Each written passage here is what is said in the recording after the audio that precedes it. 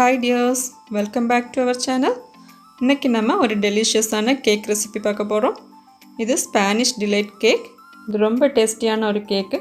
இப்போ நம்ம ரெசிபி எப்படி பண்ணுறதுன்னு பார்க்கலாம். First 1 cup maida, 3 tablespoon cocoa powder, 1 teaspoon baking powder, 1/4 teaspoon baking soda சேர்த்து நல்லா ஃபைனாக இதை அரிச்சு எடுத்துடலாம். இது 3 முறை நம்ம சலிச்சு எடுக்கணும், அல்லது ஒரு முறை சலிச்சுட்டு நல்லா மிக்ஸ் பண்ணி நம்ம மாற்றி வச்சிடலாம். இப்போ ஒரு பவுலில் கொஞ்சம் சூடான பால் எடுத்திருக்கேன். இது 6 டேபிள் ஸ்பூன் பால், அதாவது 1/4 கப்பு ப்ளஸ் 2 டேபிள் ஸ்பூன். இதில் 1 டீஸ்பூன் காஃபி பவுடர் சேர்த்து நல்லா மிக்ஸ் பண்ணி வைக்கலாம். இப்போ ஒரு க்ளீன் அண்ட் ட்ரை பவுலில் 4 முட்டை எடுத்திருக்கேன். அதில் 1 டீஸ்பூன் வேனிலா எசன்ஸ், 1/4 டீஸ்பூன் உப்பு சேர்த்து பீட்டர் ஹையில் வச்சு நம்ம பீட் பண்ணலாம். 2 மினிட்ஸ் பீட் பண்ணும்போது இந்த மாதிரி பதிஞ்சு வரும். இந்த டைமில் 3/4 கப்பு சுகர் எடுத்திருக்கேன். இது பொடிக்காத சுகர் கொஞ்சம் கொஞ்சமாக சேர்த்து இது நல்லா ஃப்ளஃபியாக ஒயிட்டிஷாக வரது வரைக்கும் நம்ம பீட் பண்ணணும். இப்போ ஒரு 7 to 8 மினிட்ஸ் நான் பீட் பண்ணியிருப்பேன். இதுதான் இதோட டெக்ஸ்சர்.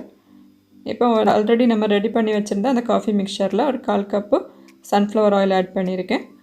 கூடவே நம்ம ரெடி பண்ணி வச்சுருந்த ட்ரை மிக்ஸ்லேருந்து ஒரு 2 டேபிள் ஸ்பூன் சேர்த்துட்டு அதையும் நல்லா மிக்ஸ் பண்ணி வைக்கலாம். இப்படி மிக்ஸ் பண்ணி நம்ம பேட்டரில் ஆட் பண்ணும்போது அது ஈவனாக எல்லா இடமும் நமக்கு ஸ்ப்ரெட் ஆகும்.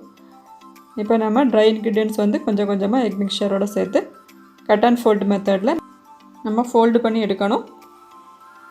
இது ரொம்ப ஸ்லோ மூமெண்ட்டில் நம்ம பண்ணணும். எல்லா கேக்குக்கும் பண்ணுறது மாதிரி தான். இது பொங்கி வந்திருக்க இந்த டெக்ஸ்சர் வந்து தாழ்ந்து போகாத அளவில் நம்ம ஸ்லோவாக இதை வந்து மிக்ஸ் பண்ணணும். இதோட வெட் இன்க்ரீடியண்ட்டும் நம்ம ஆல்டர்னேட்டாக சேர்த்து நம்ம மிக்ஸ் பண்ணலாம். ஃபைனலாக ஆட் பண்ணும்போது நம்ம ட்ரை இன்க்ரீடியன்ட்ஸ் ஆட் பண்ணி நம்ம ஃபோல்டு பண்ணி எடுக்கணும். இதுதான் இதோட பேட்டர். இப்போ நம்ம பேட்டர் ரெடி ஆகிடுச்சு. நான் ஒரு 7.5 இன்ச் பேன் எடுத்திருக்கேன். இந்த ஆயில் க்ரீஸ் பண்ணி பட்டர் பேப்பர் லைன் பண்ணி வச்சுருக்கேன். இதில் பேட்டர் சேர்த்துட்டு ஃபஸ்ட்டு ஒரு ஸ்குவர் வச்சு இந்த மாதிரி சால்வ் பண்ணி கொடுக்கலாம். இப்போ ஏர் பபிள்ஸ் ஏதாவது நடுவில் இருந்தாலும் அது ஃபில் ஆயிரும். இப்போ நம்ம டேப் பண்ணிவிட்டு ஆல்ரெடி நான் ஒரு பேன் ப்ரீஹீட் பண்ண வச்சுருக்கேன். 5 மினிட்ஸ் ஹை ஃப்ளேமில் ப்ரீஹீட் பண்ண பேன் இது. இதில் கேக் டின் இறக்கி வச்சுட்டு ஒரு 40 மினிட்ஸ் நம்ம மீடியம் லோ ஃப்ளேமில் வச்சு இதை பேக் பண்ணி எடுக்கணும். இந்த டைமில் நம்ம ஒரு ப்ரலைன் ரெசிபி ரெடி பண்ண போகிறோம். இது ஃபில்லிங்காக ஒரு பேனில் 1/4 கப்பு சுகர் சேர்த்துட்டு ஸ்பேட்டில் எதுவும் யூஸ் பண்ணாமல் அது மெல்ட் ஆகிறது வரைக்கும் நம்ம இந்த மாதிரி ஸ்வால் பண்ணி கொடுக்கணும். இப்போ கலர் சேஞ்ச் ஆகி சுகர் கம்ப்ளீட்டாக மெல்ட் ஆகிடுச்சு. இப்போ ஒரு ஸ்பூன் வச்சு இதை நல்லா மிக்ஸ் பண்ணி கொடுக்கலாம். இதோட இப்போ 1 டீஸ்பூன் பட்டர் சேர்த்து நம்ம மிக்ஸ் பண்ணி கொடுக்குறோம். பட்டர் மெல்ட் ஆனதும் ஒரு 1/2 கப்பு கேஷ்யூஸ் நான் வந்து சாப் பண்ணி வச்சுருக்கேன். அதையும் சேர்த்துட்டு இதை நல்லா மிக்ஸ் பண்ணிவிட்டு இமீடியட்டாக நம்ம சுவிட்ச் ஆஃப் பண்ணிவிட்டு இப்படி க்ரீஸ்டு சர்ஃபேஸில் இதை ட்ரான்ஸ்ஃபர் பண்ணி கொடுக்கணும். நம்ம ஆல்ரெடி ஒரு பட்டர் பேப்பர் அல்லது ஒரு கவுண்டர் டாப்பில் கொஞ்சமாக ஆயில் அப்ளை பண்ணி வச்சுருக்கணும். ஸோ இதை இமீடியட்டாக இந்த மாதிரி ஆயில்டு சர்ஃபேஸில் ட்ரான்ஸ்ஃபர் பண்ணி கொஞ்சம் ஃப்ளாட்டன் பண்ணி விட்டுடலாம்.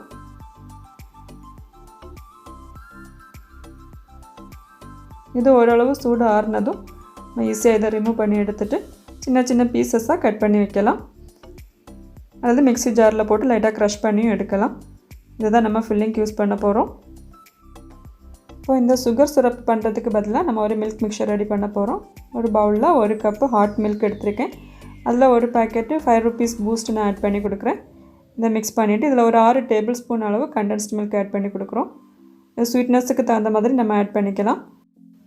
ஸோ நம்ம சுகர் சிரப்புக்கு பதிலாக இந்த மில்க் மிக்சர் வச்சு தான் கேக்கு வெட் பண்ணி கொடுக்க போகிறோம். இது ரொம்ப டேஸ்டியாக இருக்கும். இப்போ நம்மளோட கேக் நல்லா பேக் ஆகிடுச்சு. ஸ்கூர் வச்சு இன்சர்ட் பண்ணி பார்த்தப்போ ஒட்டாமல் வந்திருக்கு. இதே நம்ம சூடு ஆற விடலாம். பார்த்தாலே தெரியும் எவ்வளோ சாஃப்டாக வந்திருக்குன்னு இந்த கேக்கு. இப்போ நம்ம விப்பிங் க்ரீம் ரெடி பண்ணிடலாம். அதுக்காக 1/2 கப்பு விப்பிங் க்ரீம் ஒரு பவுலில் ஆட் பண்ணியிருக்கேன்.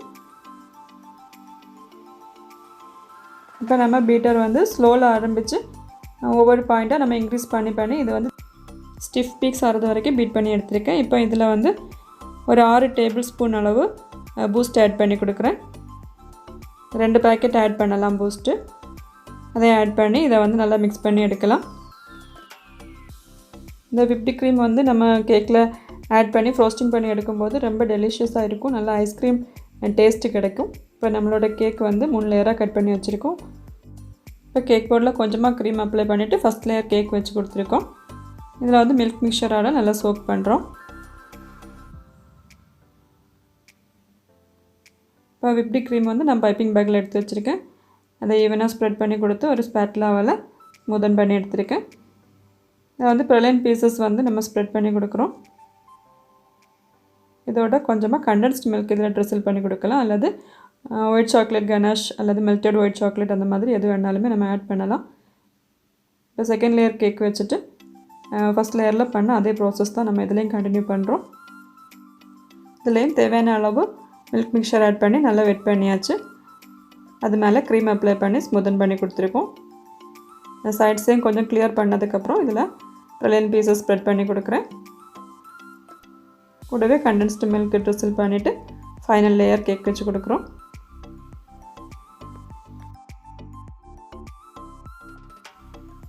இப்போ இது மேலேயும் நம்ம கம்ப்ளீட்டாக மில்கால் சோப் பண்ணிவிட்டு டாப்லேயும் சைட்ஸ்லேயும் க்ரீம் அப்ளை பண்ணி க்ரம் கோட் பண்ணி எடுக்கிறோம்.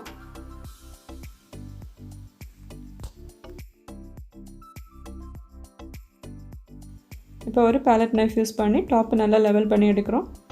கம்ப்ளீட்டாக க்ரீம் எல்லா இடம் படுற அளவுக்கு நம்ம ஸ்மூதன் பண்ணி லெவல் பண்ணிவிட்டு சைட்ஸையும் நம்ம க்ரீம் வந்து ஈவனாக ஸ்ப்ரெட் பண்ணி கொடுக்கலாம்.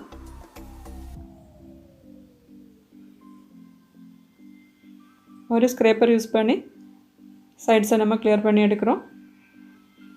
டாப்பையும் லெவல் பண்ணி இப்போ ஆல்மோஸ்ட் நம்ம வந்து க்ரம் கோட்டிங் பண்ணி ரெடி பண்ணியாச்சு. இது க்ரம் கோட்டிங் முடிஞ்சதும் ஒரு 10 to 15 மினிட்ஸ் அல்லது ½ அன் ஹவர் நம்ம ஃப்ரிட்ஜில் வச்சு செட் ஆனதுக்கப்புறம் ஃபைனல் கோட்டிங் கொடுக்கலாம். இப்போ க்ரம் கோட்டிங் முடிஞ்சு 15 மினிட்ஸ் ஃப்ரிட்ஜில் வச்சு செட் ஆனதுக்கப்புறம் நான் இப்போ ஃபைனல் லேயர் க்ரீம் அப்ளை பண்ணி கொடுக்குறேன். பைப்பிங் பேக்கில் குவிக் ஐசிங் நோசல் யூஸ் பண்ணி தான் நான் இந்த க்ரீமை ஈவனாக ஸ்ப்ரெட் பண்ணி கொடுக்குறேன். சைட்ஸ்லேயும் டாப்லையும் இதே மாதிரி நம்ம க்ரீம் ஸ்ப்ரெட் பண்ணிவிட்டு பேலட் நைஃப் வச்சு அப்புறம் ஒரு ஸ்க்ரேப்பரும் கூட யூஸ் பண்ணியாச்சுன்னா நம்ம நீட்டாக இதை வந்து ஃப்ரோஸ்டிங் பண்ணி எடுத்துடலாம்.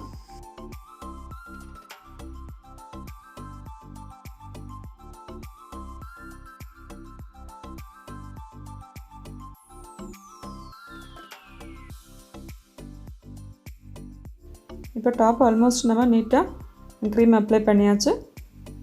இந்த சைட்ஸ் கிளியர் பண்ணுறதுக்காக இந்த மாதிரி ஒரு ஸ்க்ரேப்பர் யூஸ் பண்ணி நம்ம 4-5 வாட்டி இந்த மாதிரி ரொட்டேட் பண்ணி எடுத்தாலே போதும், ஓரளவுக்கு கிளியர் ஆயிரும். க்ரீம் படாத இடம் ஏதாவது இருந்துச்சுன்னா திரும்பியும் அந்த இடங்களில் நம்ம க்ரீம் அப்ளை பண்ணிவிட்டு இதே ஸ்க்ரேப்பர் யூஸ் பண்ணி ரொட்டேட் பண்ணிவிட்டு லெவல் பண்ணி எடுக்கும்போது ஓரளவுக்கு நல்லா ஃப்ரோஸ்டிங் நீட்டாக வந்துடும். இப்போ நம்மளோட கேக்கு ஃப்ரோஸ்டிங் முடிஞ்சு இப்போ இது வந்து ஒரு 1 ஹவர் நான் ஃப்ரிட்ஜில் செட் பண்ண வைக்கிறேன். இதில் வந்து கனாஷ் அப்ளை பண்ண போகிறோம். இப்போ வந்து டார்க் சாக்லேட் கனாஷ் பண்ணுறதுக்காக ஒரு பவுலில் 1 கப் டார்க் சாக்லேட் எடுத்திருக்கேன். இதில் வந்து ஒரு 3/4 கப்பு ஃப்ரெஷ் க்ரீம் ஆட் பண்ணி நான் வந்து டபுள் பாயிலிங் மெத்தடில் இதை வந்து மெல்ட் பண்ணி எடுத்திருக்கேன். இது நல்லா மெல்ட் ஆனதுக்கப்புறம் ஒரு ஃபைன் சிஃப்டரில் நம்ம இதை அரிச்சு எடுக்கணும். அப்போ தான் இதில் லம்ஸ் எதுவும் இல்லாமல் நீட்டாக வரும். இப்போ இது ஓரளவுக்கு சூடு ஆறுனதும் ஒரு சின்ன வார்ம்னஸ் இருந்தால் பரவாயில்லை. இப்போ நம்ம கேக் வந்து 1 ஹவர் ஃப்ரிட்ஜில் வச்சு செட் ஆனதுக்கப்புறம் எடுத்து இதே மாதிரி கனாஷ் அப்ளை பண்ணி கொடுக்குறோம். இப்போ திரும்ப இதை வந்து ஃப்ரிட்ஜில் ஒரு ½ அன் ஹவர் செட்டாக வைக்கலாம். இந்த டைமில் நான் இதில் ஒரு டாப்பர் வைக்கிறதுக்காக கொஞ்சமாக டார்க் சாக்லேட்டு டபுள் பாயிலிங் மெத்தடில் மெல்ட் பண்ணி எடுத்திருக்கேன். இப்போ இதை வந்து ஒரு பட்டர் பேப்பரில் நான் வந்து ஸ்ப்ரெட் பண்ணி கொடுக்க போகிறேன். சாக்லேட் நம்ம ஸ்ப்ரெட் பண்ணும்போது ரொம்ப தின்னாகவும் இல்லாமல் ரொம்ப திக்காகவும் இல்லாமல் ஒரு ஈவன் சைஸில் வந்து இதை வந்து ஸ்ப்ரெட் பண்ணணும். ரொம்ப தின்னாக இருந்தாலும் இது உடஞ்சிரும், ரொம்ப திக்காக இருந்தாலும் நமக்கு கரெக்டான ஷேப்பு கிடைக்காது. ஸோ இது ஓரளவுக்கு சின்ன திக்னஸாக நம்ம இதை வந்து ரெடி பண்ணலாம். சாக்லேட் கம்ப்ளீட்டாக இந்த பட்டர் பேப்பரில் நான் இந்த மாதிரி ஸ்ப்ரெட் பண்ணி கொடுத்துருக்கேன். இப்போ ஒரு பவுல் எடுத்து இன்வெர்ட் பண்ணிவிட்டு அது மேலே இந்த பட்டர் பேப்பரில் இருக்கிற சாக்லேட்டை நம்ம ஷேப் பண்ணுறதுக்காக இந்த மாதிரி வச்சு கொடுக்கலாம்.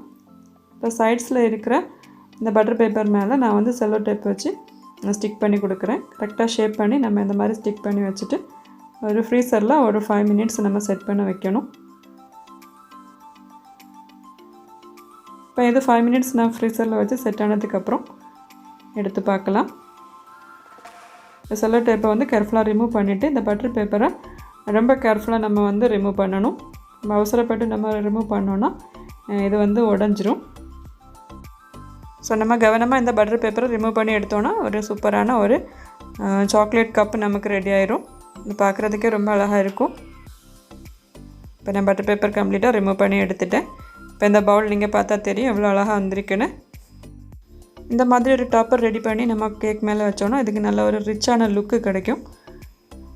இப்போ கொஞ்சமாக கோல்டன் டஸ்ட்டில் வந்து வாட்டர் அப்ளை பண்ணி நான் இதை வந்து மிக்ஸ் பண்ணி எடுத்திருக்கேன். இதை இந்த பவுலில் வந்து சைட்ஸில் நான் வந்து பெயிண்டிங் பண்ணி கொடுக்குறேன். இந்த கோல்டன் கலரும் இந்த பிளாக் கலரும் கூட சேர்ந்து பார்க்கும்போது நல்லா பார்க்குறதுக்கே நல்லா சூப்பராக இருக்கும்.